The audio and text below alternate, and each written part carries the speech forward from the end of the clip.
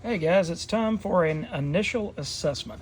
And this initial assessment is Benjamin by Ben H. Winters and Leomacs as the artist. And the tagline says, "In one LA motel room, a cosmic quest is about to begin."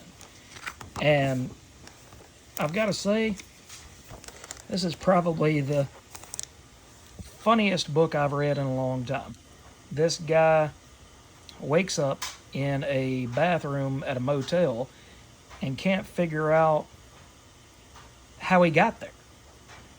And he's talking to big Tex here, and he's wordy. That's the only word I can think of. He's verbose, and the guy looks at his friend and says, "Did he just threaten me?" And the other guy says, "Maybe."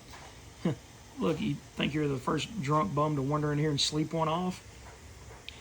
He says, "I'm not a derelict, some pathetic storm-tossed wretch. I'm a man of consequence." And the guy in the cowboy hat just puts his hand on his chest. "Oh, well, in that case,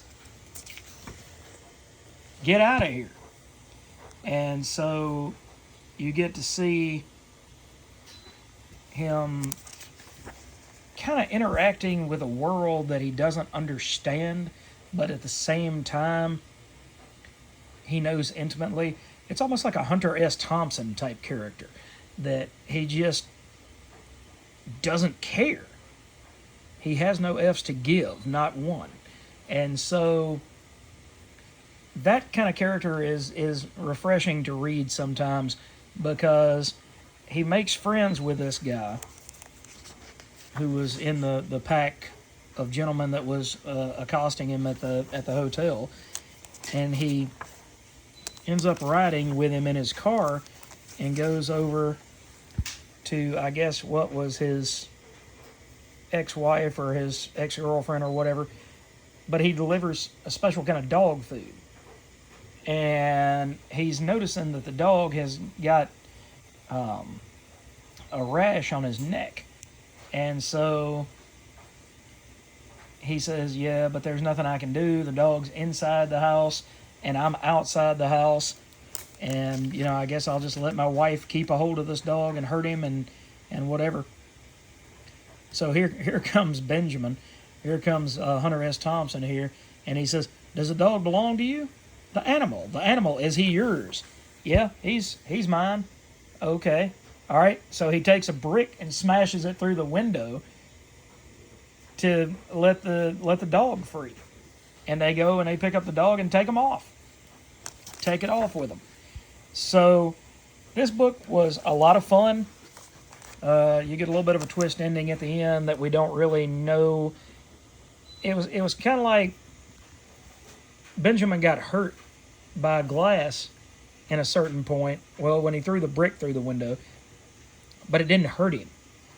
But he remembers the way that the black gentleman is speaking and says, "Wait a minute, I've heard that turn of phrase before. I've heard that used. It's in one of my books. You said your dad had all of my books?" And he said, "Yeah, I've got the entire collection of every book you ever wrote that my dad used to read and love. I've got them all at my apartment." So they go back and end up finding out that that turn of phrase was actually used in a book that he wrote.